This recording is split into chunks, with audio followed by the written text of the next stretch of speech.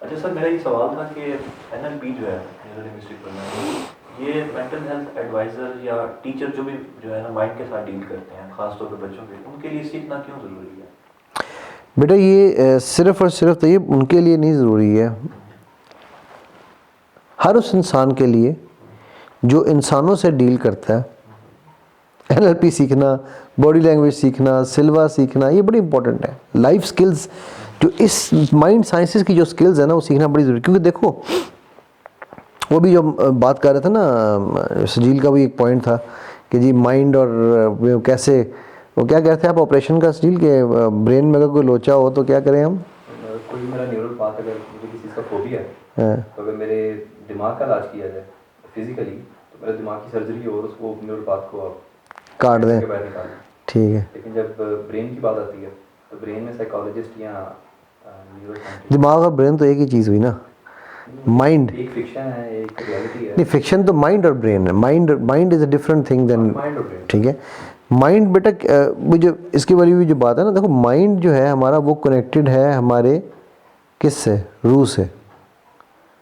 हम क्या हैं, हम फिजिकली कुछ नहीं है, राइट। आपका भी जो सवाल था तो ये कि ये सीखना क्यों ज़रूरी है, राइट।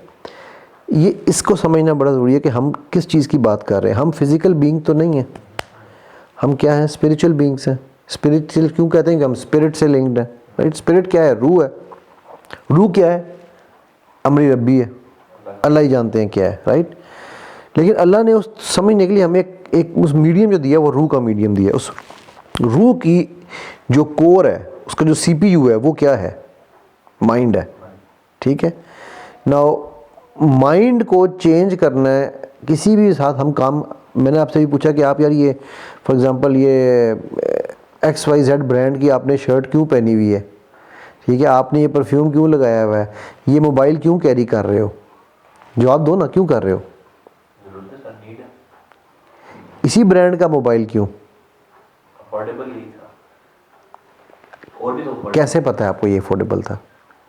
क्योंकि चॉइस मेरे पास दो ही चॉइसेस थी। दो ही चॉइसेस थी, तो कैसे पता है कि दो ही चॉइसेस थी? रिसर्च, कौन सी research? Google research. Google research. Google पे तो एड्स भी चलते हैं। कैसे पता है आपको कि वो ऐड आपको दिखाने के लिए नहीं चलाया गया कि यही आपके पास चॉइस है? मैंने तो अपने फिल्टर्स लगाए ना कि मुझे ऐसे फिल्टर्स भी लगा दिए आपने। ये चीज़ चाहिए। कैसे गारंटी है कि वो फिल्टर्स लगाने के बाद जो इन्फॉर्मेशन आप तक पहुंची वो फैक्चुअल है? कई दफ़ा US गवर्नमेंट के कोर्ट्स में ये केसेस चल चुके हैं कि जहाँ पर सर्च इंजन जो हैं वो जो पैसा देता है उसकी मर्ज़ी के फ़िल्टर, हर तरह के फ़िल्टर से निकाल के वहाँ पर चीज़ पहुँचा देते हैं। चल चुके हैं। मैं नाम नहीं मैं लेना चाह रहा किसी का भी, ठीक है, चल चुके हैं ना ऐसे केसेस। तो आपको कैसे पता है कि आपके फ़िल्टर्स के मुताबिक था? ये किससे खेला जा रहा है? आपके माइंड से। उनको पता है। अभी वो माठा शुरू हो गई है, एक नई चीज़, मेटा, इसको आप कहते हो, मैं माठा कहता हूँ। अब मेटावर्स क्या है, ये बात समझनी बड़ी ज़रूरी है आपके लिए बेटा। हमारे माइंड्स के साथ ऐसी गेम होने जा रही है कि हमें दजालियत के लिए ट्रेन किया जा रहा है हमारे माइंड्स को। अब लोग कहेंगे जो ये क्या यार मौलवी वाली बात कर दी, ये फैक्ट है। उस मेटावर्स में आपको हर चीज़ वो मिलेगी जो आप चाहते हैं, सोचते हैं, राइट, ऐसा ही होगा और होगी वो एवटार। आपके माइंड को क्या, अब आप ये वो बात है सजील, ये फिज़िकल काट नहीं जा रहे ब्रेन में, फिज़िकल ब्रेन में इंजेक्शन नहीं लग रहा, ये माइंड में इंस्टॉलेशन हो रही है कि यार ये तो मेटावर्स है, ये कौन सी कोई रियल लाइफ है, चलो आ जाओ बाहर, जब चाहो यहाँ से निकल जाना। बट ये एक ऐसा माया जाल है कि फिर निकल नहीं सकते आप। क्योंकि जैसे माइंड है वो फिक्शन और रियलिटी में नहीं कर सकता। माइंड एग्जैक्टली, माइंड उस फिक्शन को रियलिटी समझेगा, ठीक। आप VR की गेम खेलते हो, डूम डूम डूम डूम डूम लोग कर रहे होते हैं, ठीक है। वो मैंने बच्चों के लिए निंटेंडो वी लिया, तो उसमें वो हम टेनिस खेलते, तो मैंने ना उसकी वीडियो बनवाई, पीछे हमारे खेलने, वो लग रहा था कि दो पागल आपस में ना एक दूसरे को मार रहे हैं, राइट। तो माइंड जो है वो तो माइंड ही नहीं करता ना इस चीज़ को, उसको कोई फ़र्क ही नहीं पड़ता, ठीक है। सो अब आप जो जिस चीज़ की आप बात कर रहे हो ना सजील, फिज़िकल कटिंग की, आप फिज़िकल इस चीज़ की बात कर रहे हो। आपके तो अटैक्स और तैयब आपके भी सवाल का यही जवाब है, आपके अटैक्स जो हैं वो तो आपके स्पिरिचुअल पे लेवल पे हो रहे हैं।